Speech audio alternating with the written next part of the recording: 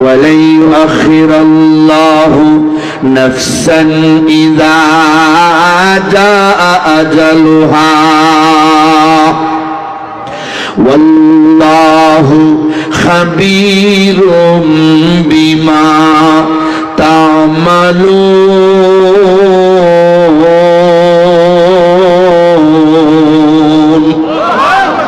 نار আব্দুল্লাহ নাম একটা মিনিট তোমাকে টাইম বাড়া দিব না, টাইম বাড়া দেওয়ার মতো শক্তি আমার নেই। আমি আজরাইল আল্লাহর হুকুমের চাকর, যার যখন সময় হবে আমি তাকে নিয়ে যাব। আমার মায়া লাগে না, লাগলেও আমি টাইম বাড়া দেই না। সাদ্দাতের মান জাহাজ ডুবিতে একটা তক্তার উপরে বর করে পানির উপরে দিয়ে ভাসতেছে। এই টাইমে সন্তান প্রসব করছে, সাদ্দাত জন্ম নিছে। আল্লাহ আমারে হুকুম করেছেন একদিনের ছোট শিশু বাচ্চা সাদ্দাতরে সাগরের উপরে কাঠের উপরে শোয়া রাইখা তার মার জানটা কবজ করে নিয়ে যাও। আমার মায়া লাগছিল ঠিকই, কিন্তু আমি তারে টাইম বাড়ায় দেই নাই। টাইম মতো তার মায়ের জান কবজ করে নিয়ে গেছি। সাদ্দাতে বেহেশত বানাইছিল, একটা পা ভিতরে দিছে আর একটা পা বাহিরে, ঢুকতে পারে নাই। আল্লাহ হুকুম দিয়েছেন চৌকাঠের উপরে দাঁড় করাইয়া তার জান কবজ করে হলো। আমি তারে ঢুকতেও দেই নাই, এখানেই নিয়ে গেছি। আমি এমন আজরাইল রে,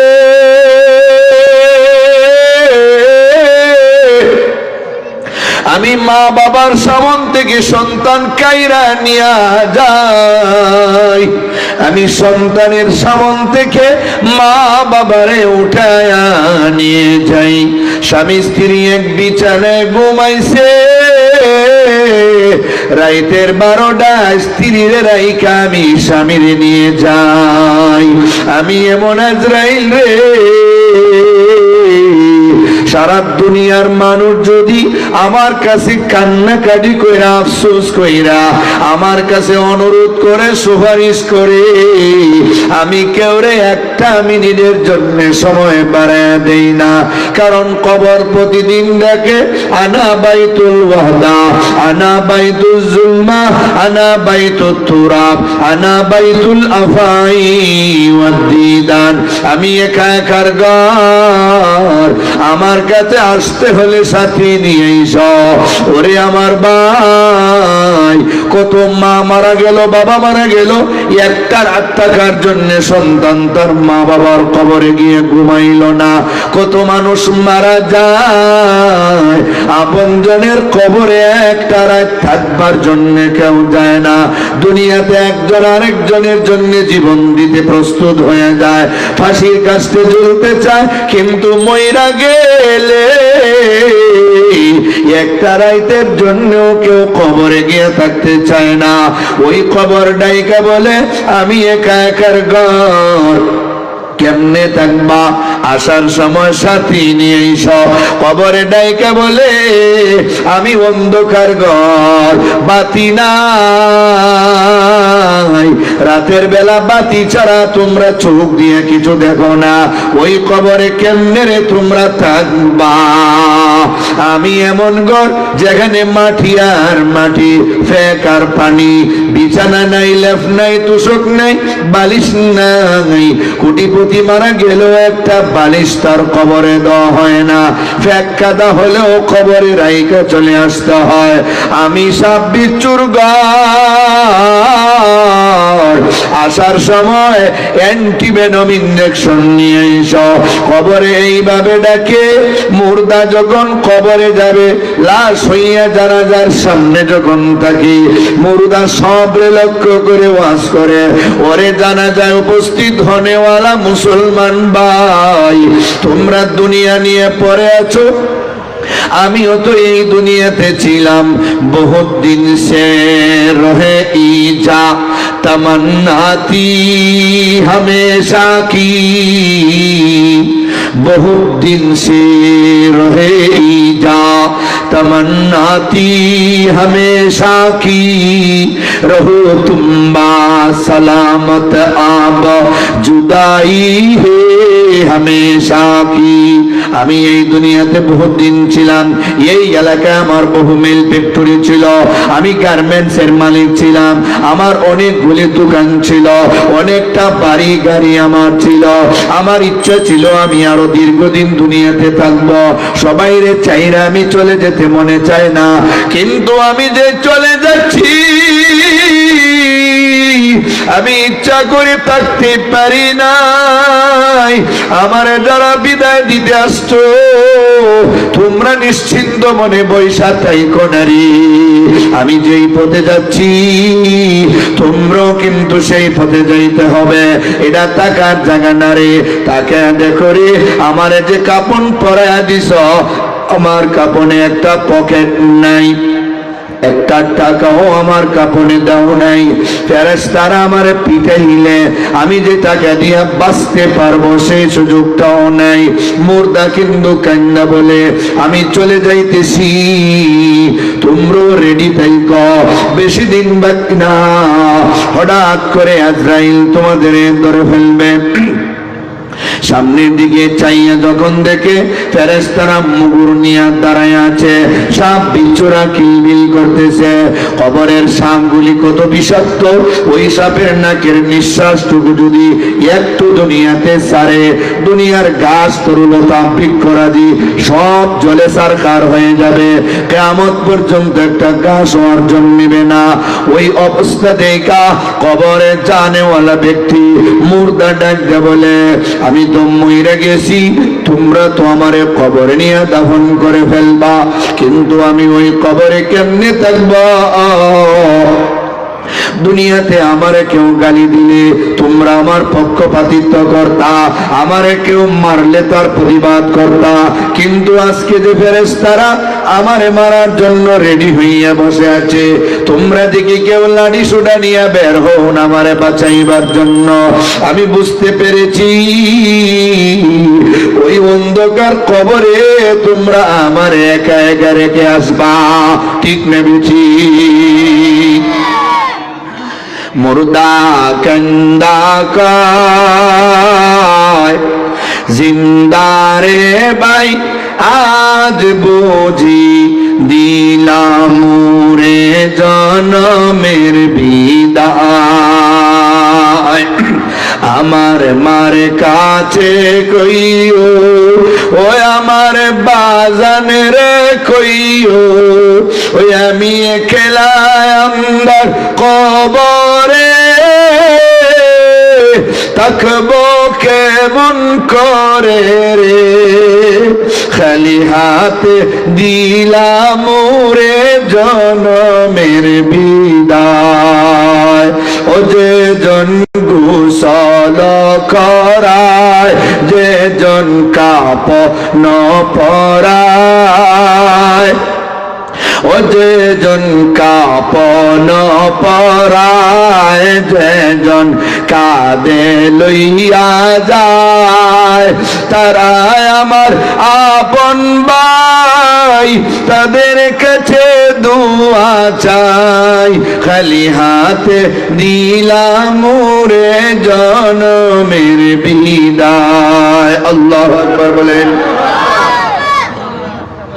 সব রে খালি হাতে যেতে হবে। শুনো রে মুমিন ভাই, দুটি কথা বলে যাই, এত টাকা রাখবে কোথায়, কাপনের তো পকেটে নেই, ঠিক না বেঠি? একা একা যেতে হবে কবরে। হাসরের মাঠে গিয়ে আবার দুনিয়াতে আসার জন্য মানুষ চাইবে। ওয়ালাউ তারা ইযিল মুজরিমুনা নাকিসু রুউসিহিম ইনদা রাব্বিহিম রব্বানা আবসারনা ওয়া সামি'না ফারজি'না না'মাল সালিহান ইন্না মুকিনুন।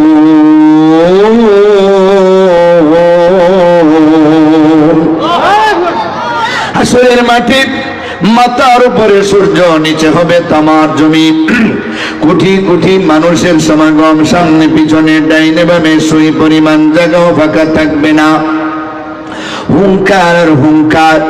আল্লাহ প্রশ্ন করবে লিমানিল মুলকুল ইয়াউম, বলো আজকের দিনের রাজত্ব কার? দুনিয়াতে তুমি গাড়ির মালিক ছিলা, দেশের মালিক ছিলা, মিল ফ্যাক্টরির মালিক ছিলা, আজকে বলো আজকের রাজত্ব কার? কেউ জবাব দিবে না। নারী পুরুষ যুবক যুবতী আবাল বৃদ্ধ বনিতা শিক্ষিত মূর্খ সাদা কালো পাগল ছাগল রাজা বাদশাহ পয়গম্বর সাহাবী সবাই থাকবে হাসরের মাঠে। কারো গায়ে কোনো পোশাক থাকবে না, সবাই ন্যাংটা, সবাই উলঙ্গ, নফসি নফসি বলে কান্না শুরু করবে। আল্লাহর প্রশ্নের জবাব কেউ যখন দিবে না রে ভাই, আল্লাহ নিজের প্রশ্নের জবাব নিজেই দিবেন। লিল্লাহিল ওয়াহিদিল কাহ্হার, মহাপরাক্রমশালী আমি আল্লাহ, আজকের দিনের বিচারের মালিক আমি আল্লাহ। এমন ইনসাফগার বিচারক রে, ইমানদার গুনাহগারের যদি একটা নেকি বেশি হয় জান্নাতে যাবে, একটা মাত্র গুনাহ যদি বেশি হয় এর জন্য জাহান্নামে যেতে হবে। বেঈমান কাফেররা একদিনের জন্য জান্নাতে যাবে না, তাদের কোনো ভালো কাজের বদলা আমি পরকালে দিব না, যা দিবার দুনিয়াতে দিয়ে দিয়েছি। জাহান্নামে তর্জন গর্জন করবে। ইউতা বিজাহান্নামা ইয়াউমাইযিন লাহা সাবউনা আলফা জিমামিন মা কুল্লি জিমামিন সাবউনা আলফা মালাকি ইয়াজরুনাহা, জাহান্নামের মুখে থাকবে ৭০,০০০ লাগাম। একটা লাগাম কত বড়, একটা লাগামে দইরা টান দিবে ৭০,০০০ জাহান্নামের ফেরেশতা। একজন ফেরেশতা কত বড়? নবীজির যুগে নবী বলেছেন অতীত বর্তমান ভবিষ্যৎ, ফাস্ট প্রেজেন্ট ফিউচার, মাজি হাল মুস্তাকবিল, তিনটা কালের কিয়ামত পর্যন্ত যত জিন এবং ইনসান দুনিয়াতে আসবে সকলের গায়ে যেই পরিমাণ শক্তি, সবার সমান শক্তি একজন জাহান্নামের ফেরেশতার গায়ে হবে। এমন ৭০,০০০ ফেরেশতা একটা লাগামে ধরবে, বুঝেন লাগামটা কত বড়। এমন লাগাম হবে ৭০,০০০। এবার বুঝেন জাহান্নামের মুখটা কত বড়। জাহান্নাম রে হাসরের মাঠে উঠানি হবে জান্নাতীদের সুসংবাদ দেওয়ার জন্য। জান্নাতীরা রে তাকে দেখো, আমি আল্লাহর বিধিবিধান পালন করে চলার কারণে তোমরা আজকে ওই জাহান্নাম থেকে বাইচা গেছো, কিন্তু জাহান্নামীরা রে তোমরা আমার করণীয় বিধান পালন করো নাই, বর্জনীয় গুলি ছাড়ো নাই, যেই কারণে তোমরা ওই জাহান্নামে জ্বলবা। জাহান্নামের আগুন কত কঠিন। উকিদা আলান নারি আলফা সানাতিন হাত্তা বিয়াদ্দাত সুম্মা উকিদা আলাইহা আলফা সানাতিন হাত্তা মাররাত সুম্মা উকিদা আলাইহা আলফা সানাতিন হাত্তা সুওয়াদ্দাত ফাহিয়া সাউদাউম মুসলিমা। ৩০০০ বছর আগুন জ্বালাইয়া আগুনের স্ফুলিঙ্গ আর পাওয়ার বাড়াইয়া আগুনের রংটা হইছে আমাবস্যার রাতের চাইতেও বেশি কালো। ওই অন্ধকার আগুনে পড়লে নিজের হাত মেললে হাতটাও দেখবে না। জাহান্নাম চিল্লে চিল্লে কান্দবে, মালিক।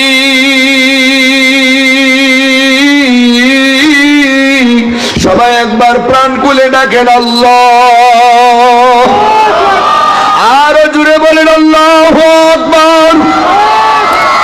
জাহান্নাম ডাক দে বলবে আল্লাহ, হাজার হাজার বছর ধইরা আমারে তুমি আশ্বস্ত করতেছ, খাবার দিবা দিবা বলে, কিন্তু কোনো খাবার নাই। ওই দেখো হাসরের ময়দানে নাফরমানেরা ঘোরাঘুরি করে, সুদকুর ঘুষখোর মদখোর গাঞ্জাখোর চোর বাটপার বেনামাজি বেরোজাদারেরা দৌড়ে, এরা আমার খাবার। বেঈমান ইহুদি খ্রিস্টান কাফেরেরা দৌড়দৌড়ি করে, এরা আমার খাবার। আল্লাহ গো এই খাবার আমার ভিতরে ঢুকায় দাও। আল্লাহ একটু কুদরতি হাতের পানি ছিটা দিয়া জাহান্নামটারে ঠান্ডা করে দিবে। ফেরেশতারা ডাকদা বলবে, মালিক এটা কোন নদীর পানি? এটা কি সিলেটের সুরমা নদীর পানি, নাকি শেরপুরের কুশিয়ারা নদীর পানি, নাকি বাহুবলের করাঙ্গি নদীর পানি, নাকি শায়েস্তাগঞ্জের কয় নদীর পানি, নাকি ব্রাহ্মণবাড়িয়া তিতাস নদীর পানি, নাকি ভৈরবের মেঘনা নদীর পানি, ময়মনসিংহের ব্রহ্মপুত্র নদীর পানি, নাকি কুমিল্লার ঘুমতি নদীর পানি, নাকি ঢাকার শীতলক্ষার বুড়িগঙ্গার পানি, নাকি এটা জমজমের পানি গো? এই পানির তো দাম, সামান্য পানি ছেড়ে দিয়ে জাহান্নামে ঠান্ডা করে দিয়েছ। সুবহানাল্লাহ বলেন। আল্লাহ ডাকতে বলবেন ফেরেশতারা রে, এটা কোন সাগর মহাসাগরের পানি না, এটা কিসের পানি জানোনি?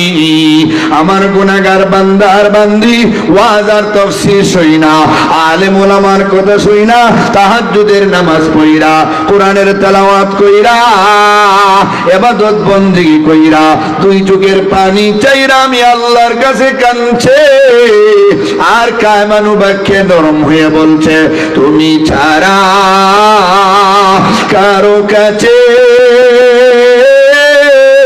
আল্লাহ করিব রুদান, তুমি বিনে কে বুঝিবে আমরার অন্তরের বেদন। তারাইয়া দেও যদি গুনাহগার বলিয়া, কোথায় যাব ফিরে আসব গুরিয়া গুরিয়া। গুনাহগার হইও যদি আরো না ফরমান, নাম কিন্তু লেখা তোমার রহিম রহমান। যেভাবে কবুল হয় আরো আমরা, সেভাবে তৌফিক দেও দুআকারী ভার। গুনারি কারণে আল্লাহ দূরে না ফেলিও,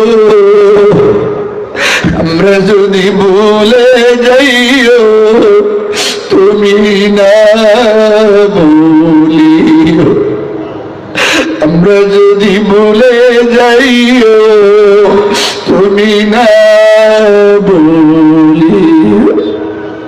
ফেরেশতারা রে, আমার যে বান্দার বান্দি জাহান্নামের ভয়ে আযাব আর গজবে আমি আল্লাহর কাছে কান্দে, চোখের পানি চাইরা আমার কাছে জবাব চাই, ওই কান্নার পানি তারা যদি টিস্যু দিয়া গামছা দিয়া মুইছে ফেলছে, ওই পানিটারে আমি আল্লাহ কুদরতি ভান্ডারে জমা করে রেখেছি। ওই সামান্য পানি ছিটাইয়া জাহান্নামটারে সাময়িক সময়ের জন্য ঠান্ডা করে দিলাম। বলেন তো দেখি, তওবার কান্নার পানির দাম আছে না নাই? আল্লাহর কাছে যে যত দুর্বল হইয়া কানবেন আল্লাহ কবুল করবে। আমরা গুনাহগার, এর মধ্যে কোনো সন্দেহ নাই। পয়গম্বরের মাসুম বেগুনাহ, আর আমরা সবাই গুনাহগার। নবী বলছেন আলা কুল্লুকুম খাত্তাউন ওয়া খায়রুল খাত্তাইন আত-তাওয়াবুন। তোমরা সবাই গুনাহগার, এর মধ্যে সবচেয়ে দামি যারা তওবা করে। জীবনী না করিলাম বন্দেগি, গুনাহগারে কাটাইলাম জিন্দেগি। তওবা করে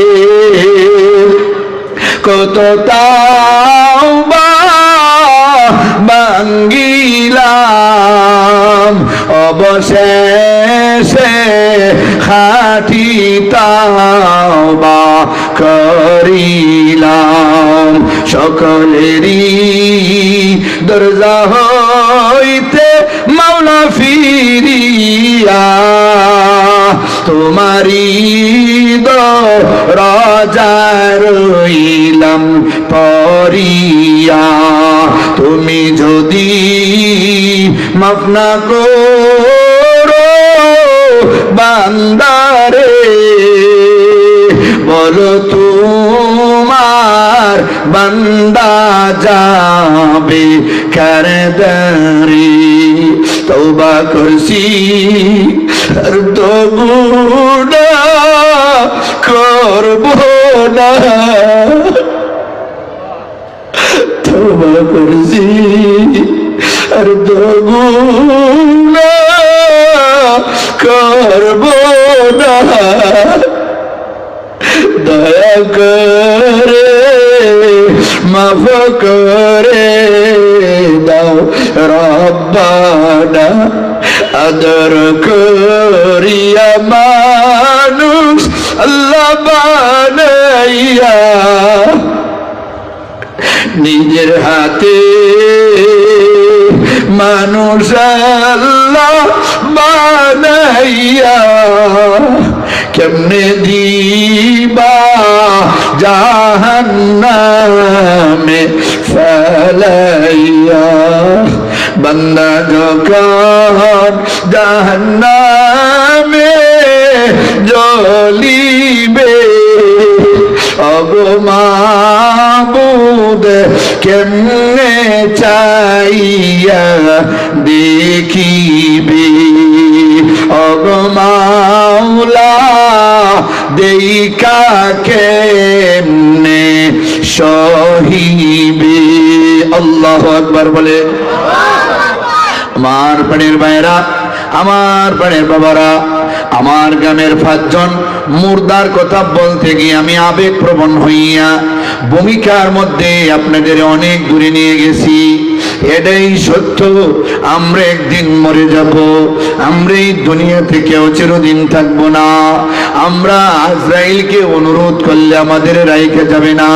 হাসরের দিন আযাবার গজব দেখা মুজরিমিনেরা বলবে রব্বানা আবসারনা ওয়া সামি'না আল্লাহ গো নিজের চোখে সব দেখলাম নিজের কানে সব শুনলাম ফারজিনা নামাল সালিহা আবার আমাদের দুনিয়াতে দাও নেক আমল করব কিন্তু কেউ একটা মিনিটের জন্য আর সুযোগ দেওয়া হবে না ঠিক নেবে ঠিক আমরা যে মরব এর মধ্যে কোনো সন্দেহ নাই হাসরের ময়দানে যে উঠব এর মধ্যে কোনো সন্দেহ নাই কথা বলেন ঠিক নি আমার প্রাণের ভাইয়েরা আমার প্রাণের বাবারা আমারে আজকে তাফসীর কমিটির পক্ষ থেকে একটি আলোচ্য বিষয় নির্ধারণ করে দেওয়া হয়েছে বিষয়টি হচ্ছে রিজিক কি ও কেন এবং কিভাবে আসে রিজিক রিজিক মানে আমরা মনে করি আমরা যা খাই তাই মনে হয় রিজিক আমরা যা খাই তাই মনে হয় রিজিক বিষয়টা কিন্তু এমন না আমাদের খাবার দাবার তার রিজিক আমাদের হায়াতে জিন্দেগি এটা রিজিক আমাদের ইজ্জত সম্মান এটাও রিজিক আমাদের ধন দৌলত এটাও রিজিক আমাদের সন্তান সন্ততি এটাও রিজিক আমাদের নেক আমল এটাও রিজিক সুবহানাল্লাহ বলেন সবগুলি রিজিকের তাফসীরের ভিতরে ঢুকছে সবগুলি রিজিকের তাফসীরের ভিতরে ঢুকছে রিজিকের ব্যাখ্যায় সবগুলি শব্দ আছে শুধুমাত্র খাবারের নামই রিজিক না রিজিক এই সব টোটাল বিষয়গুলি হচ্ছে রিজিক কথা বলেন ঠিক নি সবগুলি কি রিজিক এই রিজিক কেন দেওয়া হয় এটা বান্দার প্রয়োজনে দেওয়া হয় কার প্রয়োজনে বান্দার প্রয়োজনে এটা আল্লাহর কোনো প্রয়োজন না এটা আমার প্রয়োজন বলেন আমার হায়াতের মালিক কে আমার 70 বছর দুনিয়াতে থাকবার সুযোগ দিলেন কে আমার ধন দৌলত দিলেন কে সব কিছু দিলেন কে এটা আল্লাহ আমারে দিলেন আমার প্রয়োজনে হায়াত না থাকলে আমি বাঁচতে পারবো না খাবার না থাকলে আমি মরে যেতে হবে সুস্থতা না থাকলে আমি কষ্ট করতে হবে ইজ্জত সম্মান না থাকলে আমি বেইজ্জত হতে হবে আমল না থাকলে আমি জাহান্নামে জ্বলতে হবে সন্তান না থাকলে আমি একা একা হয়ে যেতে হবে এই সবগুলি রিজিক হচ্ছে বান্দার প্রয়োজনে ঠিক কিনা বলেন এক নম্বর রিজিক বুঝলাম আমরা, এগুলি সব ব্যাখ্যা দিব একটা একটা করে। রিজিক হইল এই সব, আর এগুলি কেন আসে? বান্দার প্রয়োজনে। কিন্তু কোথা থেকে আসে? সবগুলি আল্লাহর পক্ষ থেকে আসে। সুবহানাল্লাহ বলেন। সংক্ষেপে তিনটা প্রশ্নের উত্তর দিলাম, রিজিক কি, কেন এবং কিভাবে। এবার বিস্তারিত, এবার কি বিস্তারিত।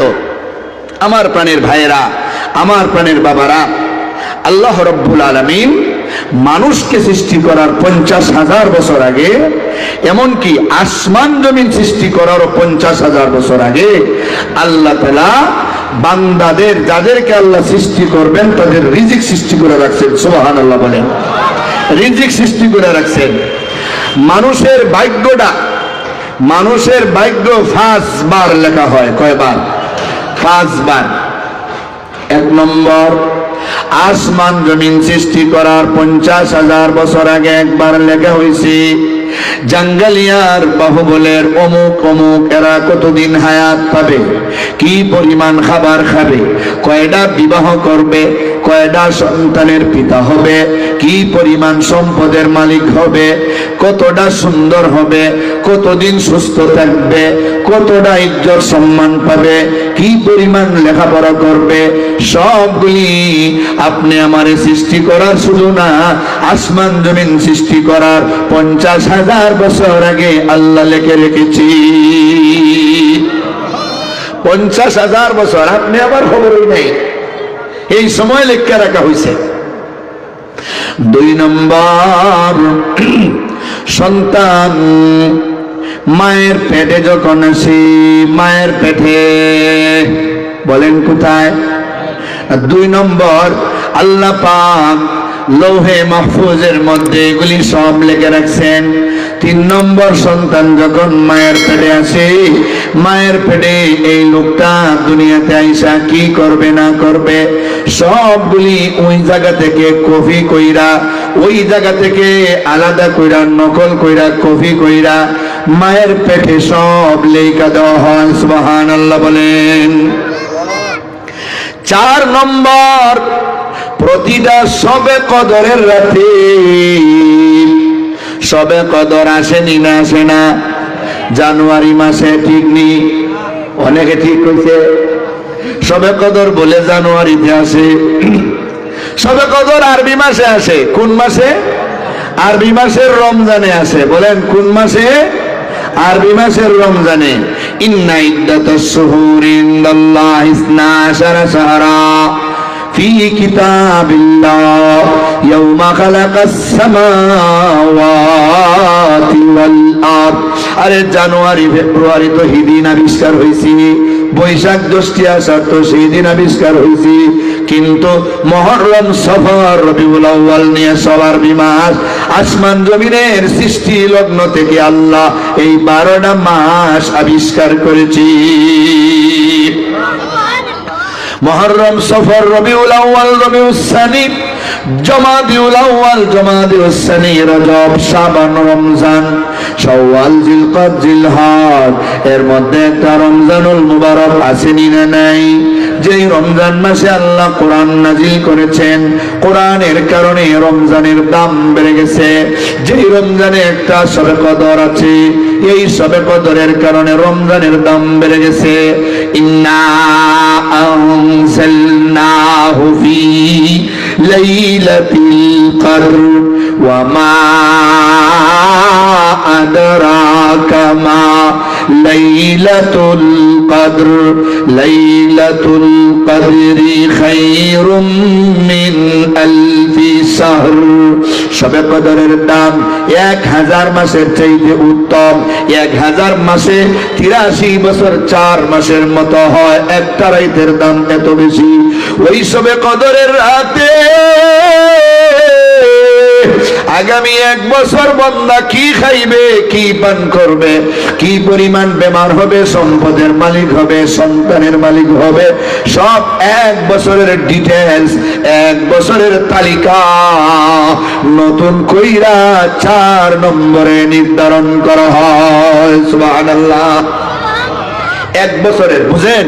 প্রথমবার তো আসমান জমিন সৃষ্টির আগে সারা জীবনেরটা, দ্বিতীয়বার লৌহে মাহফুজে, তৃতীয়বার মায়ের পেটে, এটা সারা জীবনেরটা ওই 3 টাইমে লেখা হয়। কিন্তু এখান থেকে আলাদা কইরা সবে কদরের রাইতে শুধুমাত্র 1 বছরেরটা আলাদা করা হয়। এই 1 বছরের ভিতরে কি খাইবে, কি করবে, কোথায় যাবে, কি পরিমাণ সম্মান পাবে, কি পরিমাণ বেজ্জত হবে, কয়টা সন্তানের মালিক হবে, কয় কোটি টাকার মালিক হবে, এই 1 বছরের সংক্ষিপ্ত একটা ডিটেলস, সংক্ষিপ্ত একটা তালিকা এটা সুন্দর করে লেখা দেওয়া হয়। সুবহানাল্লাহ বলেন। 5 নম্বরে, প্রতি রাইতের সন্ধ্যাবেলা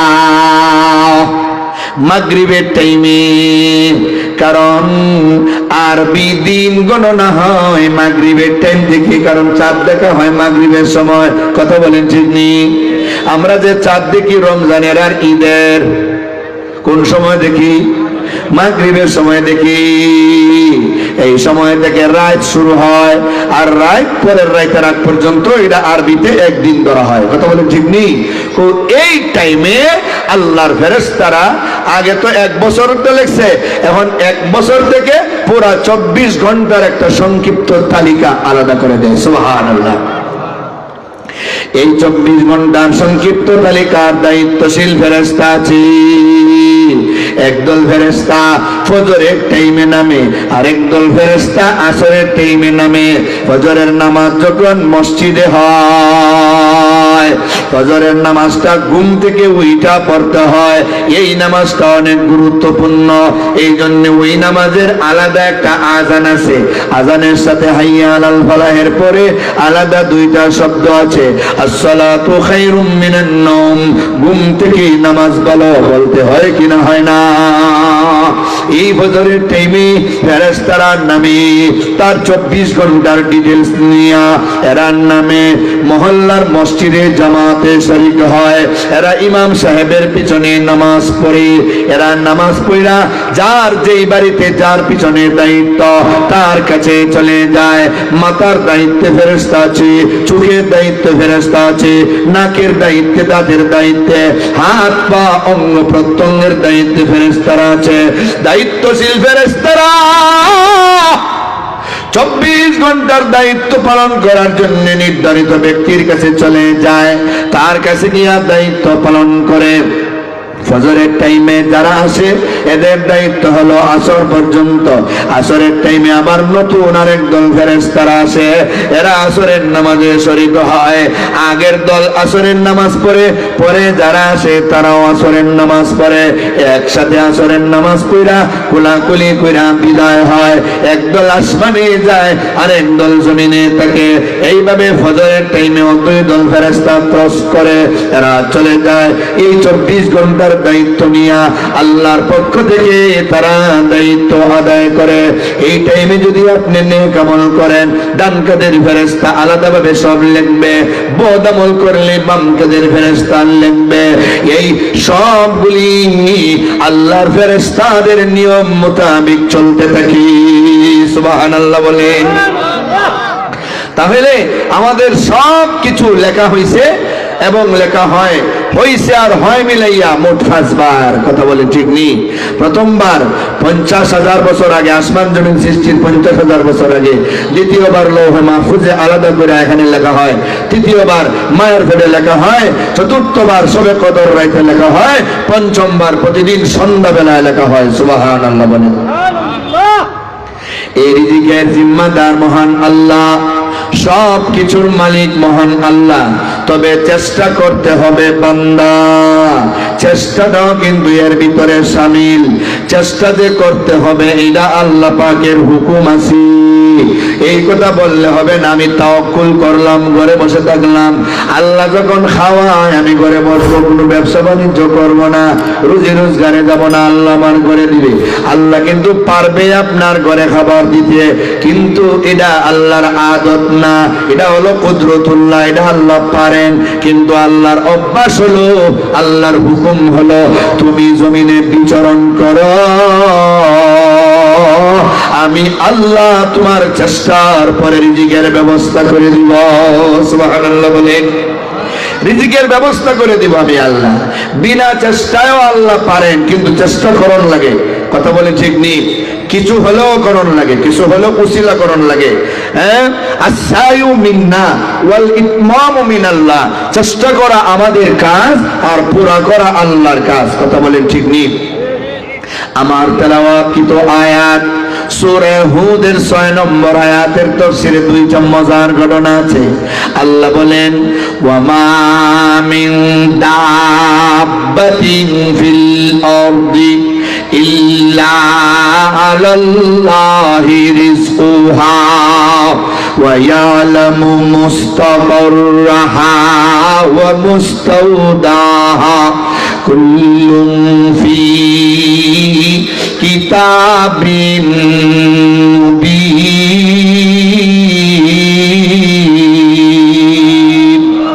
জমিনে বিচরণশীল যত প্রাণী আছে, আকাশে যত প্রাণী আছে, মহাশূন্যে যত প্রাণী আছে, সাগরে যত প্রাণী আছে, এর নিচে যত প্রাণী আছে, সব কিছু রিজিকের জিম্মাদার কি? আর জোরে বলেন কে? সন্দেহ আসেনি? এক নম্বর ঘটনা, ইয়ামন দেশ থেকে একদল নতুন মুসলমান হওয়ার জন্য, মুসলমান হইছেন আবার নবীর কাছে কালেমা পড়ার জন্য একদল মানুষ আসছেন মদিনায়। আইসা দূরে তাবু টানাইছেন, খাবার শেষ হয়ে গেছে, খাবার নাই। একজনে বলতেছেন, আমাদের পক্ষ থেকে একজন দূত পাঠাইব নবীজির কাছে, নবীজির কাছে খাবার আসে, এখান থেকে একটু খাবার চাইয়া খাওয়ার দরকার, কারণ এই মুহূর্তে তো আমাদের কাছে খাবার নাই। আমরা যদি খাবারের চেষ্টা না কইরা মারা যাই, এটা তো আত্মহত্যার শামিল হয়ে নি যায়। এই ভয়ে একজনকে পাঠাইছেন নবীর কাছে। একজন লোক গেছেন নবীর বাড়িতে, যাইয়ে দেখে নবীর ঘরের দরজাটা বন্ধ। কার কাছে খাবার চাইবে?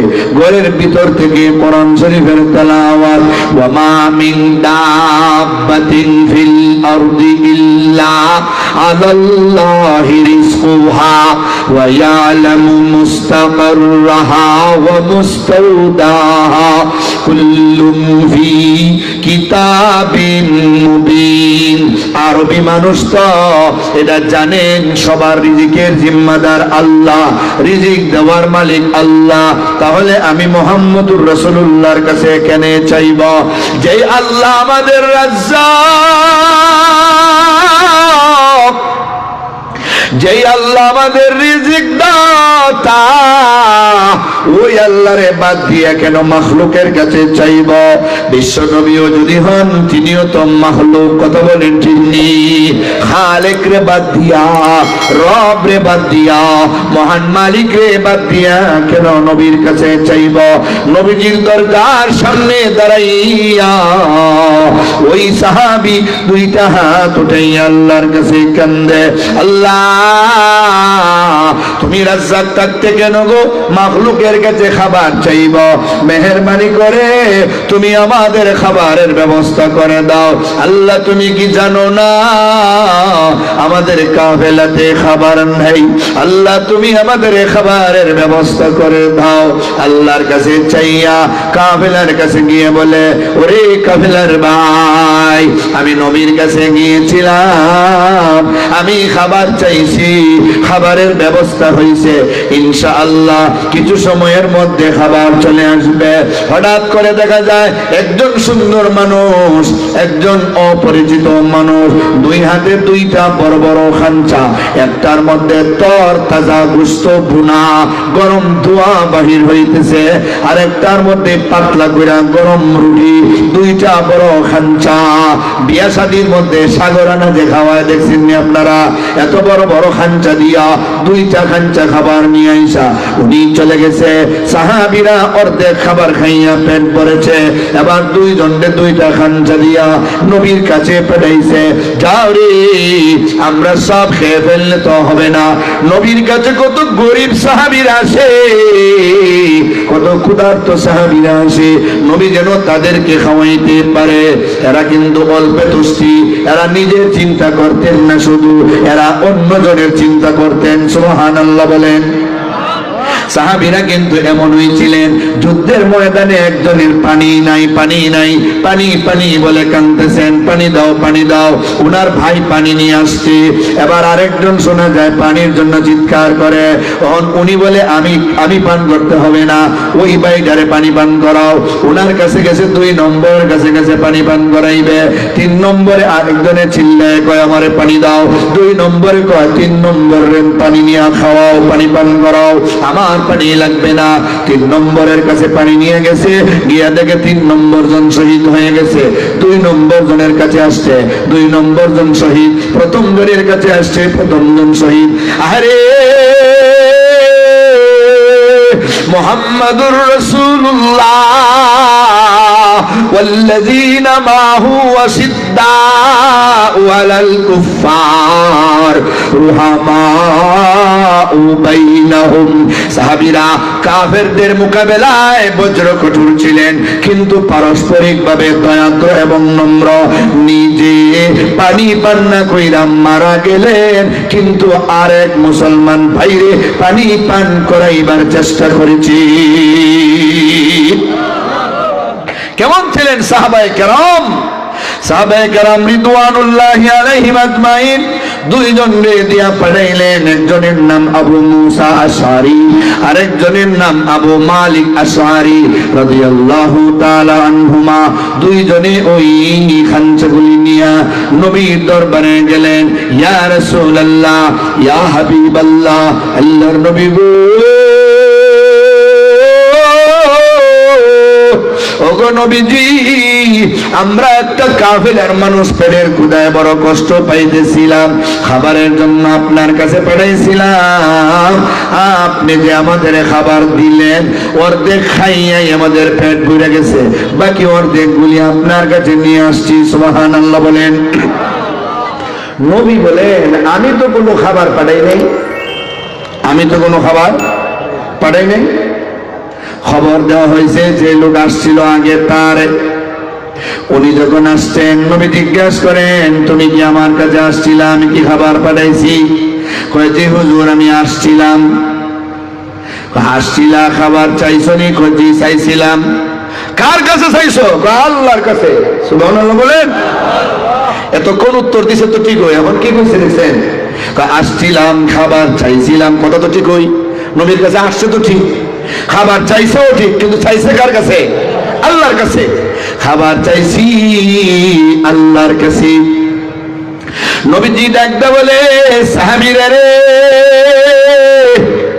যে আল্লাহর কাছে খাবার চাইছো, ওই আল্লাহ ফেরেশতার মাধ্যমে জান্নাতি খাবার তোমাদের জন্য পাঠিয়ে দিয়েছে। এটা দুনিয়ার কোনো খাবার না রে, এটা জান্নাতি খাবার। মাখলুকের কাছে না চাইয়া, আল্লাহর কাছে চাইয়া, মহান রাজ্জাকের কাছে রিজিক চাইয়া, একবারে ভালো করে ভরসা করে সাথীদের জানাইছে। এই কারণে মহান আল্লাহ ফেরেশতাদের মাধ্যমে জান্নাত থেকে খাবার পাঠাইছে। মুসা কালিমুল্লাহ, মুসা কালিমুল্লাহ বিবি সফুরাকে বিবাহ কইরা মাদিয়ান শহর থেকে এবার যাইতেছেন মিশরে। তুর পাহাড়ে আছেন, অচেনা পথ।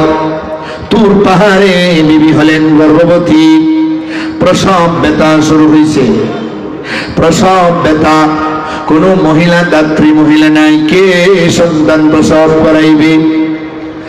হযরত মুসা কালিমুল্লাহ বললেন, তোমরা এখানে অপেক্ষা করো, আমি একটু আগুনের ব্যবস্থা করি, কারণ এই টাইমে একটু আগুনের প্রয়োজন। আগুন আনতে গেলেন, দেখেন একটা গাছের মধ্যে দাও দাও করে আগুন জ্বলতেছে।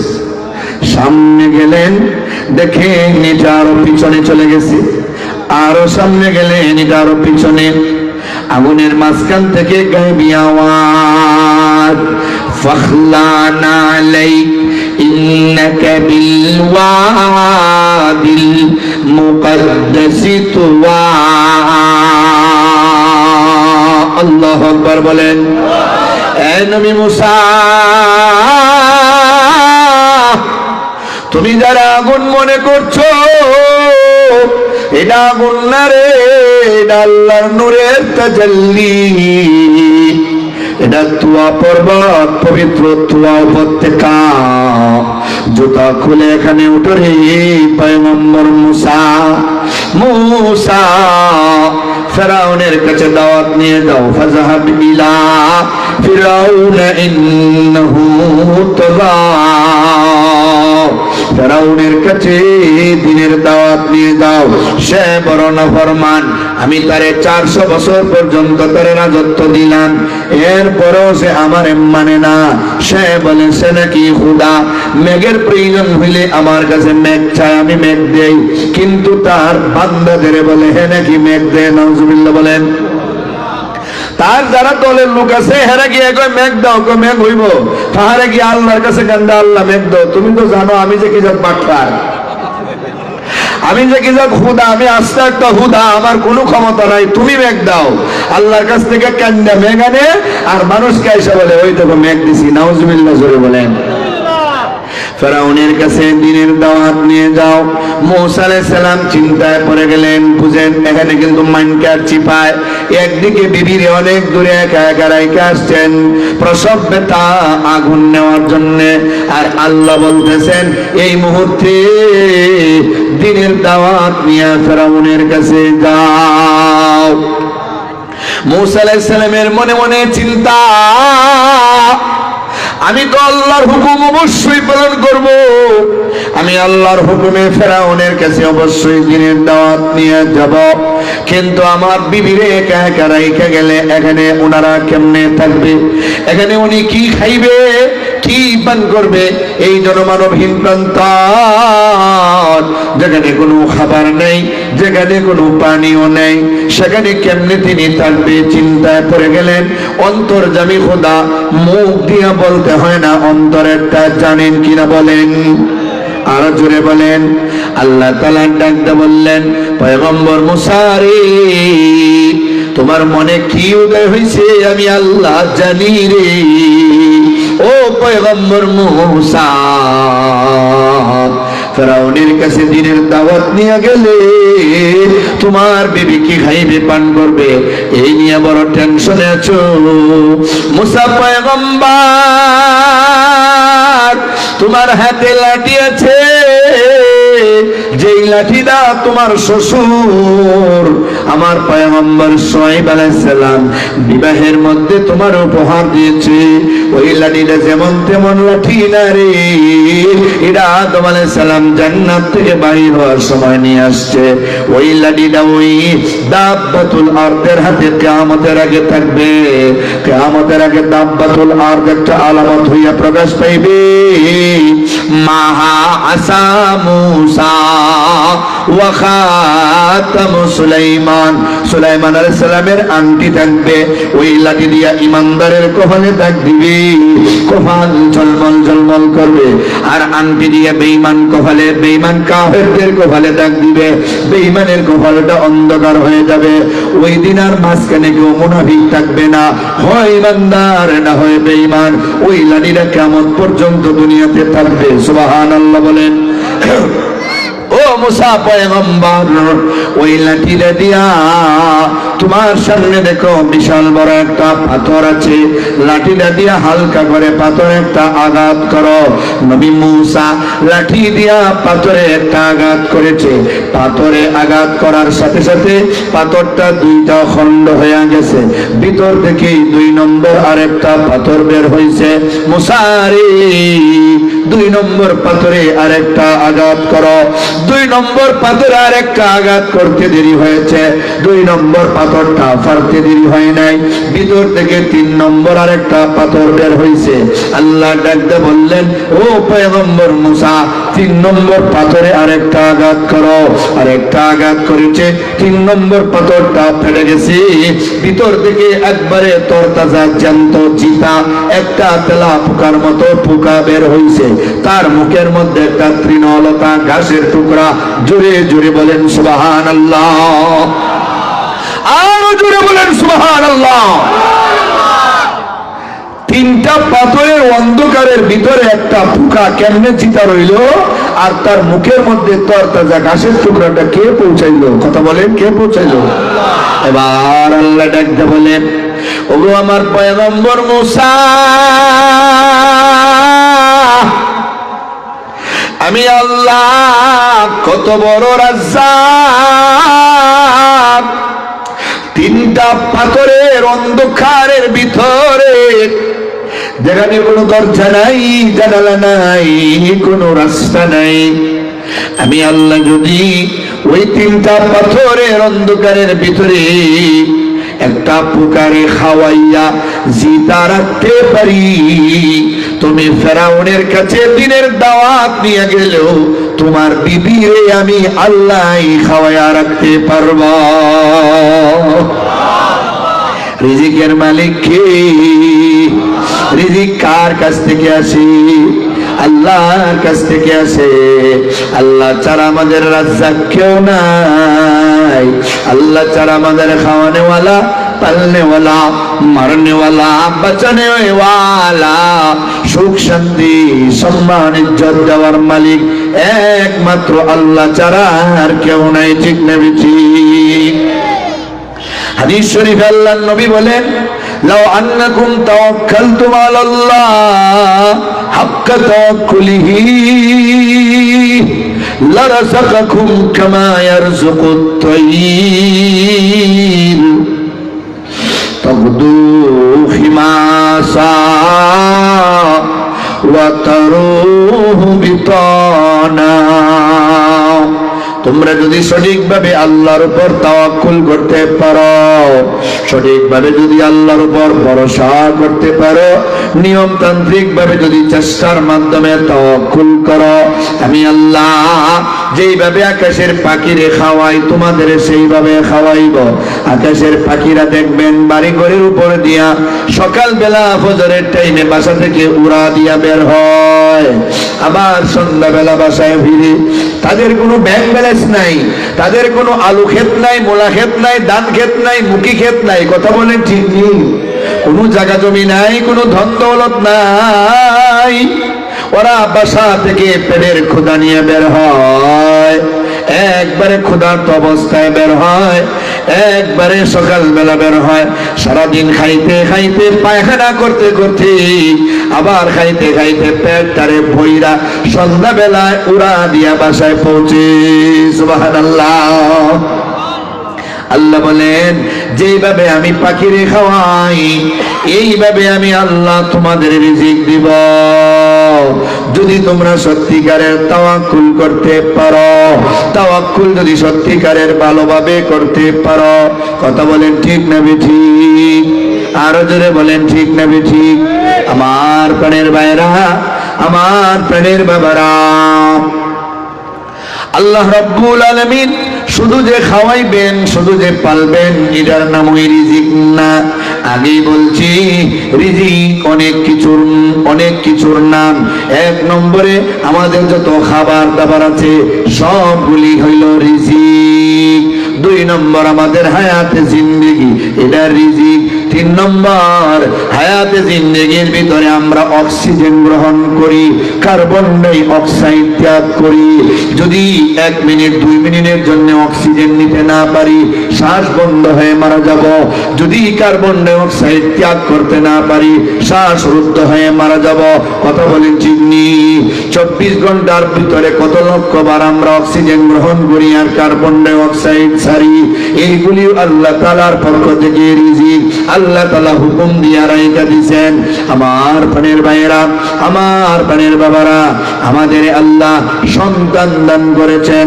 যারে মনে চায়, যেটা মনে চায় দান করেন। এটা সন্তান, এটা ছেলে হতে পারে, মেয়ে হতে পারে, এটার একমাত্র মালিক আল্লাহ, দেনও তিনি। কথা বলেন ঠিক নি? লিল্লাহি মুলকুস সামাওয়াতি ওয়াল আরদ ইয়াখলুকু মা ইয়াশা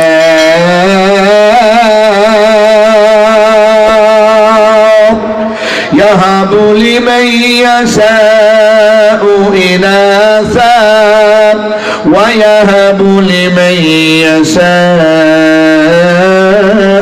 যুকুর।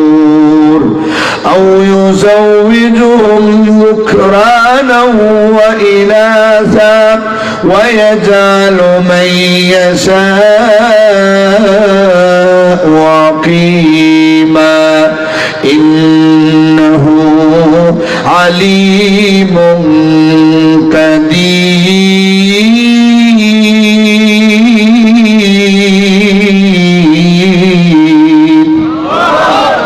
আসমান জমিনের মালিক একমাত্র কে? যা মনে চায় তা সৃষ্টি করতে পারেন তিনি কি? তুমি রহমান, তুমি মেহেরবান, তুমি জিন্দাকে মারিতে পারো, জিন্দাকে মারিতে পারো, মুর্দায় পারো দিতে জান, কে পারে বলিতে তোমার শান। অগরহমান, কে পারে বুঝিতে তোমার শান। আল্লাহ তোমার কুদরত বোঝা বড় দায় গো, তোমার হিকমত বোঝা বড় দায়। তুমি কেউ রে রাখো গাছতলায়, কেউ রে রাখো সাততলায়, তুমি কেউ রে হাসাও, কেউ রে কাঁদাও, কেউ রে মারো, কেউ রে বাঁচাও। তুমি বাঁচাইলে কেউ মরে না, মারলে তো কেউ বাঁচে না। তোমার কুদরত বোঝা বড় দায় গো, তোমার হিকমত বোঝা বড় দায়। আল্লাহু আকবার বলে। আরে ভাই আমার আল্লাহ যারে মনে চায় ছেলে দেন, যারে মনে চায় মেয়ে দেন, যারে মনে চায় ছেলে মেয়ে ডাবল তিন ডাবল দেন, যারে মনে চায় না তারে ছেলে মেয়ে একটাও দেন না, যারে মনে চায় না তারে একটাও দেন না, যারে মনে চায় তার কাছ থেকে দিয়াও নিয়ে যায়। ঠিক নিবে ঠিক? এক বেটার 12 জন সন্তান, একটাও মরে না। আর এক বেটার একটা মাত্র ছেলে, 2-3 বছর হয়েছে, আম্মা আব্বা ডাকতে পারে, আল্লাহ নিয়ে গেছে। বেটি কান্দে আর কয় আল্লাহর ঘরে, আল্লাহ গো, ওগো আল্লাহ তুমি কত বড় জালেম গো। পাশের বাড়ির আব্দুর রহমানের 12টা গুন্ডারে তোমার আশ্রাইলে দেখে না, আমার একলারে দুই খেলাইছে গো। নাউজুবিল্লাহ বলেন। আল্লাহ কি জালেম নাকি? আল্লাহ কি বেডিকটা নিছে না আল্লাহটা আল্লাহ নিছে? কথা বলেন ঠিক নেই? সব কিছুর মালিক একমাত্র কে? একমাত্র আল্লাহ। আল্লাহ কেউ দিবেন, কেউটা নিয়ে যাইবেন, আপনি আমার নাক গলাইবার কোনো ক্ষমতা নাই। কথা বলেন ঠিক কিনা? কয় সন্তান হলো রিজিক, সন্তান হলো রিজিক। সন্তান আল্লাহ তাআলা যে দিবেন, এটারে হালাল পথে কাজে লাগাইতে হবে, হারাম পথে ছাড়া যাবে না। সন্তানদের কোরআন শিক্ষা দিতে হবে, সন্তানদের মাদ্রাসায় পড়াইতে হবে, সন্তানদের আল্লাহওয়ালা বানাইতে হবে। স্কুল কলেজেও যদি পড়ান, নামাজ বন্দেগী রাখতে হবে, যেন আপনি মইরা গেলে আপনার সন্তানেরা আপনার জন্য আল্লাহর কাছে দোয়া করতে পারে। ঠিক না বেঠি? আমার পাড়ের ভাইরা, আমার পাড়ের বাবারা, আমি একাও যদি এত লম্বা ওয়াজ করি 1.5 ঘন্টার উপরে, তাহলে আরো মেহমানেরা আসেন না? এই মেহমানেরা তো করণ লাগবো। এই তফসিরের যুবক ভাইরা সবাই আমার প্রিয়জন, আর প্রিয়জনের খাতিরই তো আসি এবং মানে দাওয়াত রাখি। ইনশাআল্লাহ হায়াতে বাঁচলে আরো দেখা হবে। মাহফিল তো অনেক দূরে দূরে, সারা দেশে প্রোগ্রাম, বেশি দূরে দূরে যাই, আর যাওয়ার কারণে এলাকায় কম সময় দেয়। অনেকে ভাইলে খালি হয় আমরা তফসির রাখলা না, আমরা এখানে আইলা না। বলেন অন্য হন যদি 6 মাস আগে রাখ খেলে, আপনার তো এখন 6 মাস পরে দিলে চলবো? জামাই মরছিল হাইন্দা বলার, হাইন্দা উঠছে কথা বলা, এরকম করলে চলবো? যেখানে টাইম মতো দাওয়াত দেয় এটা তো রাখি ওই। কথা বলে ঠিক না? ইনশাআল্লাহ আমি দোয়া করি আল বালাগ যুব সংঘ এই তাফসীরুল কোরআন মাহফিল কিয়ামত পর্যন্ত আল্লাহ যেন দাইম আর কায়েম রাখে। সকল যুবক ভাইদের আল্লাহ যেন দীর্ঘ নেক হায়াত দান করেন। সভাপতি সাহেব আমার ডানে বামে 2 জন যারা বর্তমানে বসে আছেন, এই এলাকার কৃতি সন্তান, আরো যত আলেম ওলামায়ে কেরামে আছেন, আল্লাহ যেন সবরে দীর্ঘ নেক হায়াত দান করেন। এলাকার মা বোনদের আল্লাহ যেন পর্দাশীলা বানিয়ে দেন। প্রবাসে যারা আছেন আল্লাহ যেন উন্নতি দান করেন। যারা দুনিয়া ছেড়ে চলে গেছেন, আল্লাহ তোমার বান্দা বান্দীদের কবরে জান্নাতের বাগান বানিয়ে দাও। সবাই বলেন আমিন।